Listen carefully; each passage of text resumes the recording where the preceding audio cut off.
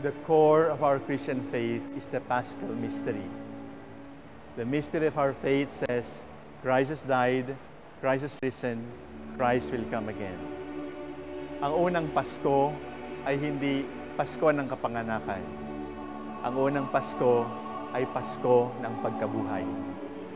This is our Passover, the Passover of Jesus from darkness into light, from death into new life, and our Passover from sin into new life. The Easter Triduum opens with Holy Thursday, the Mass of the Lord's Supper. The Mass of the Lord's Supper may be summarized in one word: katapatan. Katapatan in English has three meanings. The first meaning of katapatan is faithfulness. We celebrate the faithfulness of Jesus. We celebrate His fidelity to the will of the Father. We recognize that Jesus had options, but Jesus remained faithful. Jesus could have saved us by some less painful, less embarrassing way, but He chose the most difficult way. Faithfulness is tested in crisis. Bawal ang Kristiyanong duwag. At ang katapatan natin ay nasusukat kapag mahirap ang buhay at paninindigan natin ang ating pananampalataya. Jesus had the most difficult time.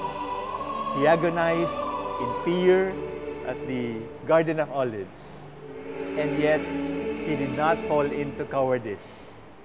The antidote to fear is not courage. The antidote to fear is trust. If your trust is great, there should be no reason to fear.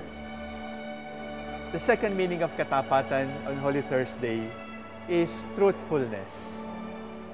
Truthfulness, what is the truth? The truth is we are sinners and God loves us.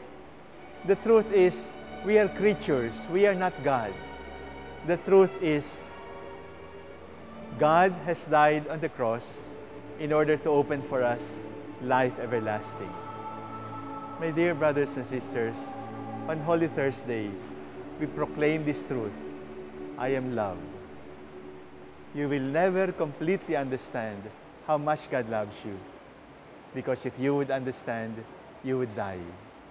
Your mind is too small, your heart is too small to contain the immensity of God's love for you. The third meaning of katapatan, we change the accent, katapatan is friend. The one whom I trust, the one to whom I open my life, the one who knows me inside and out, and the one who knows me inside and out and still accepts me as I am. Katapatan, and Jesus shows us that we are His friends by stooping down to wash our feet. On Holy Thursday, leading to Easter Sunday, we are reminded we are friends of God. Malakas tayo. Meron tayong magandang koneksyon. At ang koneksyon natin, tayong lahat, kaibigan ni Jesus, tayong lahat, anak ng Ama. On Good Friday, the Church does not celebrate the Eucharist.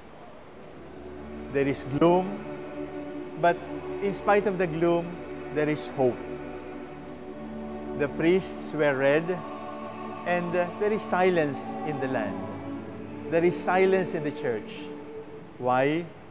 This silence is an act of reverence for the sufferings of the Lord. We will venerate the cross. We will read the Word of God. We will have our processions. We will make our penance. But the important thing on Good Friday is still to remember, God loves you. And in the words of St. John, God so loved the world that He gave His only begotten Son, that whoever believes in Him may not perish, but may have life everlasting. On Black Saturday, there is silence. The silence of waiting. The silence of waiting to reflect on the mystery of the empty tomb. And then on Easter Vigil, we celebrate the resurrection of Christ in three ways.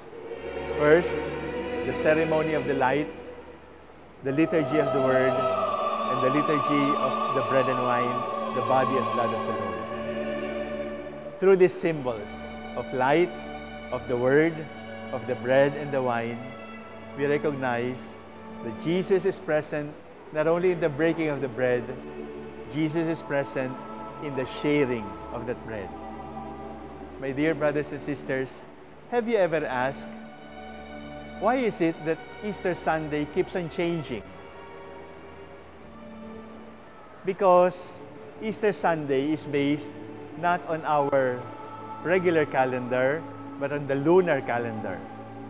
The lunar calendar is based on the behavior of the moon. And how is Easter Sunday determined? The formula is this. It is the first Sunday after the first full moon after the vernal equinox. So pagkatapos po ng March 21, you have the full moon and then Easter Sunday. It is very strange that Easter Sunday is determined by the moon, because somebody who is determined by the moon is called lunatic. Somebody who is determined by the moon is moonstruck. Somebody who is determined by the moon behaves strangely. And if you look at it, my dear brothers and sisters, it looks like Jesus disobeyed his mother and slept under the moonlight. And when he woke up, he saw us. And moonstruck, he fell in love with us and did so many crazy things to show us how much he loves us. On Easter Sunday, brothers and sisters, I tell you, Jesus is moonstruck with you. And Jesus will not get tired of doing crazy things for you. Why? Because you are loved. The essence of Holy Week is you are loved, and you will never completely understand how deeply you are loved. If you have understood it, you would die, because this love can only be understood in heaven.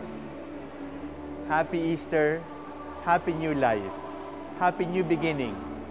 May we love one another as God has loved us. This is Archbishop Soc Villegas from Lingayen, Dagupan, greeting you all. Happy Easter, happy new life.